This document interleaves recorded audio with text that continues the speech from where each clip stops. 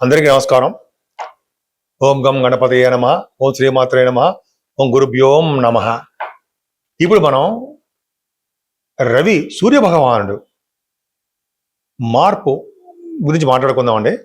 అంటే వృషభ రాశి నుండి మిథున రాశిలోకి ఆయన 15th జూన్ మిథున రాశిలోకి వచ్చేస్తున్నాడు. రావడం వలన 12 రాశుల వారికి ఫలితాలు ఎలా ఉంటున్నాయో తెలుసుకోబోతున్నాం. తులారాశి వారికి భాగ్యంలో రవి, అది యాక్చువల్గా బాధ కూడా వస్తారు కదా మీకు. భాగ్యంలో అంటే నాన్నగారికి ఇబ్బంది పెట్టడానికి అవకాశాలు ఉన్నాయంటుంటాం. అయితే ఉన్నతమైన విద్యలో మీకు కొద్దిగా ఆటంకాలు ఏర్పడడానికి అవకాశాలు ఉన్నాయంటాం. కానీ 9వ ఇంటి రవి ఉండడం వల్ల నాన్నగారికే మంచి చేస్తాడని కూడా చెప్పచ్చు. ధర్మకార్యాలు, శుభకార్యాలు, అలాగే మంచి మంచి కొడుకులు కూడా పుడతారండి. భాగ్యం రవి అంటే కొడుకులు కూడా కలిగి ఉంటారు మీరు. మంచి అలాగే భాగ్యం రవి అంటే తండ్రి గారి యొక్క డబ్బులు, మీ యొక్క డబ్బులు కలిగి ఉంటారు. ఇది గ్రేట్ అండి. నేను చాలా చోట్ల నేను శాస్త్రాల బుక్స్లో చదివా. భాగ్యంలో రవి ఉన్నాడంటే ఎవరైనా ఉన్నారంటే తండ్రి గారు కూడా డబ్బులు ఇస్తుంటారు. ఉద్యోగం చేసిన తండ్రి గారు డబ్బులు ఇస్తుంటారు.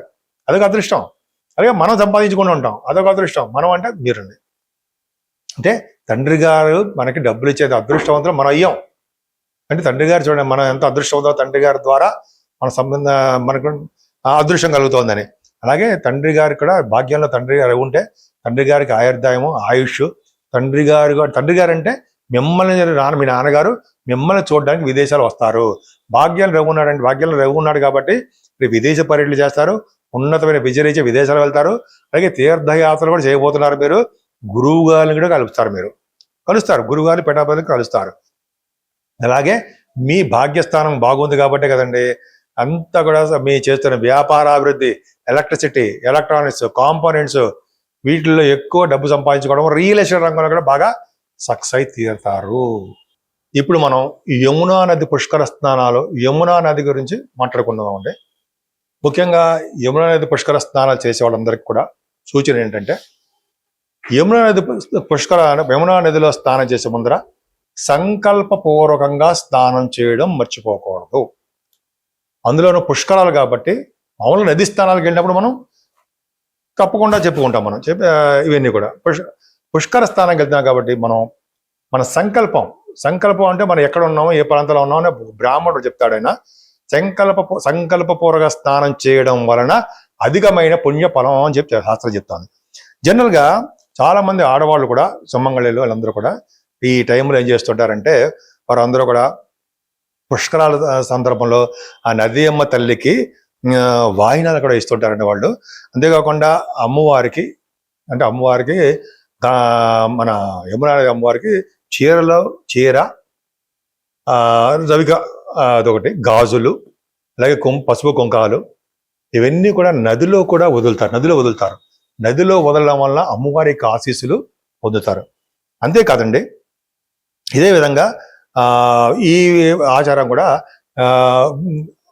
కొంతమంది దంపతులు ఉంటారు. ఆ దంపతులకు కూడా మీరు ఈ చీర, రవిక, పసుపు కుంకుమ, గాజులు ఇవన్నీ ఒక 2 దంపతులకి ఇచ్చి వాళ్ళ ఆశీర్వచనం తీసుకోవడం కూడా సర్వశ్రేష్టం. ఇప్పుడు కూడా నది దగ్గర చేయకూడదు దానాలన్నీ కూడా. దూరం అంటే అది మెట్లు ఎక్కువ వచ్చి దూరంగా స్నానం చెయ్యాలి. సో ఇదొకటండి. అసలు యమునా అమ్మవారు ఎలా ఉంటారు, అమ్మవారి యొక్క పవర్ తెలుసుకుందామండి. అసలు అమ్మవారు యమునా నది అమ్మవారు అత్యంత సౌందర్యవతిగా ఉంటారట ఆవిడ. అలాగే నిత్య యవ్వనవతిగా ఉండడమే కాకుండా ప్రసన్న వదనంతో మనం దండం పెట్టినాం అనుకోండి ఆవిడ కోరిన కోరికలు తీర్చేస్తూ ఉంటారు. కరుణ కురిపించే అమ్మవారుగా ఉంటారు. ఈ యమునా నది అమ్మవారు అనేది, యమునా నది నీలి రంగులో ఉంటుంది కండోయ్. గంగా నది ఒక కలర్లో ఉంటుంది ఆవిడ, ఈవిడేమో యమునా నది నీలి వర్ణంతో ఉంటుంది ఆవిడ. అందుకని నీలి రంగు పట్టు వస్త్రాలతో ధరించి అమ్మవారు కిరీటంతో, అలాగే వడ్డాణంతో, ఆభరణాలతోటి అలంకరించుకొని కళకళ ఆడిపోతూ దివ్యకాంతితో దర్శనాలు ఇస్తూ ఉంటుంది ఆవిడ పై లోకాల్లో. అలాగే అమ్మవారి యొక్క వాహనం తాబేలు కూర్మం ఉంటాం కదా, తాబేలు అనమాట. సరే, ఈవిడ జనరల్గా ఏంటంటే ఎప్పుడు కూడా భక్తులకి కోరిన కోరికలు తీరుస్తూ ఉంటుంది. అసలు యమునా నది అమ్మవారు యమధర్మరాజుకి సోదరి. యమధర్మరాజు సూర్య భగవానుడు యొక్క దీంట్లో యమధర్మరాజు యొక్క సోదరి అయింది ఆవిడ. సూర్య భగవానుడు, యమధర్మరాజు, శనీశ్వరుడు, మన యమున అని అంటాం కదండి సంతానంలో. యమునా నది ఆవిడ యమధర్మరాజుకి సోదరి కావడం వలన ఈ నదిలో స్నానం చేయడం వలన యమ భయం ఉండదు. యమధర్మరాజు వలన యమధర్మరాజు సంబంధించిన భటులు మన దగ్గర రారు. యమ భయం లేకుండా మోక్షము ప్రసాదిస్తారు అమ్మవారు. సరా, ఈ యమునా నది పుష్కర స్నానాలు చేయడంలో ఎంత అదృష్టం ఉందో. అంటే యమునా నది పుష్కర స్నానం చేయడం వలన యమధర్మరాజు యొక్క ఆశీస్సులు కలిగి యమలోకానికి వెళ్లకుండా మోక్ష లోకానికి వెళ్తామని శాస్త్రం చెప్తోందండి. ఎంత అదృష్టం మనకి. ఈ విధంగా ఉంది. సరే, అసలు దానాలు ఏం చెయ్యాలి అంటే 12 రోజులు ఉంటాయి కదండి, 12 రోజులు పుష్కరాలు కదా. ఏ రోజు ఏ దానం చేస్తే బాగుంటుంది అని రోజుకి ఒక దానం చేయాలని కూడా శాస్త్రం చెప్తోంది. కొన్ని నాకు తెలిసిన విషయాలు, కొంత నేను రాసుకునే విషయాలు, కానీ కొన్ని విషయాలు నేను చెప్తాను. గుర్తుండవు కదా, అన్ని గుర్తుపెట్టేసి టగడగా చెప్పలేము. కాకపోతే ఏంటంటే కొద్దిగా రాసుకోవడము చేస్తుంటాం. యమునా నది పుష్కర స్నానం అయిపోయిన తర్వాత, అంటే మనం యమునా నది పుష్కర స్నానం కొంచెం బయటకు వచ్చిన బయటకంటే కొంచెం నదిలో కాకుండా బయటకు వచ్చిన తర్వాత ఏమి దానాలు ఇవ్వాలి? రోజుకో దానం చెప్పారండి. ఆ దానం ఏంటంటే మొదటి రోజు చేయవలసిన దానము సువర్ణ దానం, రజిత దానము. రజిత దానం వెండి. అసలు వెండే ఈ పరాభవన సంవత్సరంలో వెండి దానం అత్యంత ప్రాముఖ్యత ఉంది. అందున యమునా నది పుష్కర స్థానంలో ఎవరైతే రజత దానం మొట్టమొదటి రోజునే, అదే తర్వాత ఎప్పుడే మన ఇష్టం దానం చేస్తామో అది చాలా రెట్లు ఫలితాలు ఇస్తాయిట. అలాగే ధాన్య దానము, భూదానాలు చేయవలసి వస్తూ ఉంటుంది. చేస్తే చాలా మంచిది. సరే, రెండో రోజు సెకండ్ డే నాడు ఏమి దానం చేస్తే మంచిది? వస్త్రాలు దానం చేయాలండి. మంచి మంచి బట్టలు, ఓ బ్రాహ్మణుడికి, సద్బ్రాహ్మణుడికి బాగా మంచి బట్టలు, అంటే కట్టుకునే వస్త్రాలు, చిన్న చిన్న తువాళ్ళు అవి కాదు, మంచి వస్త్రదానాలు. లవణం అంటే ఉప్పు. ఉప్పు అంటే రాళ్ళ ఉప్పు, మంచిదండి. అదృష్ట లక్ష్మీ ప్రసన్నత. ఎవరైతే ఉప్పు దానం చేస్తారో వాళ్ళకి లక్ష్మి వస్తుంది, లక్ష్మీదేవి అంటే ధనం ప్రాప్తి కలుగుతుందట. అలాగే రత్నాలు దానాలు చేస్తారు. మరి మూడో రోజుని బెల్లం. ఇది బాగుంది కదండి, చక్కగా మనం కొనేస్తాం, టగడగా దానం ఇచ్చేస్తాం. బెల్లం, పండ్లు దొరికితే మామిడి పండ్లు, అక్కడ దూరంలో కొంటామా, మనకి రకాల సంబంధించిన పళ్ళు. అలాగే ఇలా ఈ రెండు చెప్పారు. 4వ రోజున ఏం చేస్తే బాగుంటుంది దానం? నెయ్యి అంటే అండి ఆవు నెయ్యి, శ్రేష్టమైన నెయ్యి. అలాగే నూనె కూడా చెప్పారండి శాస్త్రంలో. దానివల్ల ఏమవుతుంది, మనకి కీడు రావు. అలాగే పాలు, తేనె దానం చేయాలట. తెలిసింది కదండి. అంటే 4వ రోజునే నెయ్యి, నూనె, పాలు, తేనె చేస్తే గాత్రం బ్రహ్మాండంగా ఉంటుందని చెప్పి అనుకుంటాం కదా. తేనె దానం చేయాలి. 5వ రోజున ధాన్యం చాలా పవర్ ఉంటాయి. ధాన్యాన్ని కనుక ఎవరైతే దానం చేస్తారో వాళ్ళకి భూములు ఉంటాయిట. శకటం అంటే ఏంటంటే వాహనాల్ని చేయడం. వృషభాన్ని దానం చేయడం.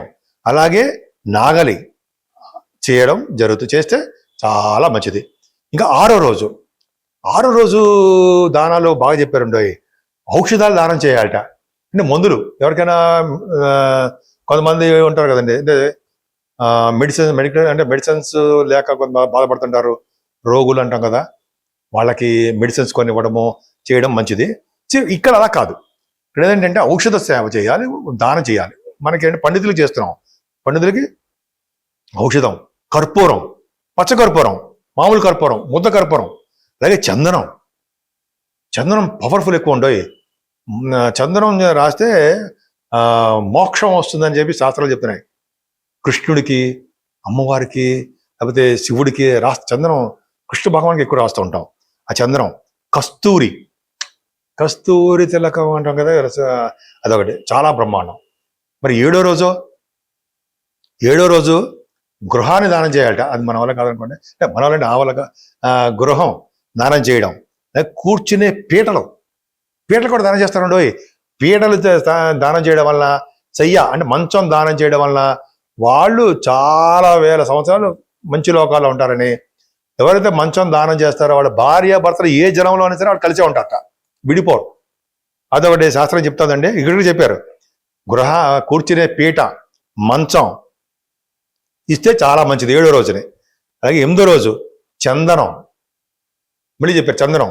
అలాగే కందమూలాలు, పుష్పమాలలు ఉండోయి, పుష్పమాలలు కూడా దానం చేయాలి.